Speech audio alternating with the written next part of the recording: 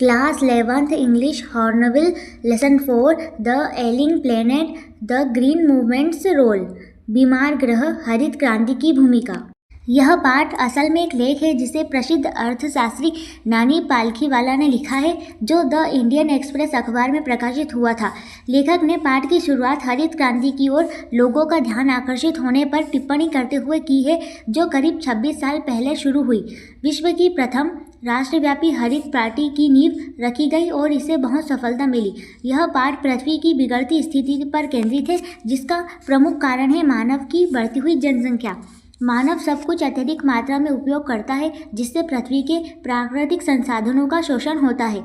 यह शर्मनाक किंतु सत्य है कि मनुष्य को दुनिया का सबसे खतरनाक जीव माना जा रहा है। 1972 में पहली बार लोगों ने मानव जाति के अस्तित्व के खतरे को पहचाना और हरित क्रांति की शुरुआत हुई। लोगों के सोचने का नज़रिया बदला। विश्व भर में लोगों में चेतना जागी कि पृथ्वी भी एक जीवित जीव है और हम सब इसके अंश मात्र हैं। पृथ्वी की अपनी ज़रूरतें हैं, जिसे सबको समझना चाहिए और संरक्षण करना चाहिए। 1987 में विश्व कमीशन की पर्यावरण और विकास पर सतत विकास की अवधारणा प्रचलित हो गई। भविष्य की पीढ़ियों को उनकी ज़रूरतों को पूरा करने की क्षमता से समझौता किए बिना वर्तमान की ज़रूरतों को पूरा करना होगा। मिस्टर लेस्टर आर ब्राउन के अनुसार 4 प्रमुख जैविक प्रणालियां हमारे वैश्विक अर्थशास्त्र प्रणाली का आधार होती है। वे भोजन और कच्चे माल की पूरी करती हैं, लेकिन अब ये प्रणालियां निरंतर अरक्षणीय स्तर पर पहुंच चुकी हैं।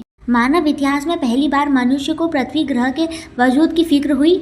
आने वाली पीढ़ियों के भविष्य का खराब होने का यही मुख्य कारण है।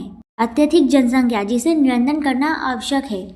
हर समय लगातार बढ़ने वाली जनसंख्या के कारण विकास मात्र एक सपना भर है। पर्यावरण को सर्वोत्तम उत्कृष्ट बनाने की ज़रूरत है। हमें ये समझना चाहिए, पृथ्वी जितनी हमारी है उतनी ही आने वाली पीढ़ियों की भी है। यह पाठ मिस्टर लेस्टर ब्राउन की खूबसूरत पंक्तियों से समाप्त होता है।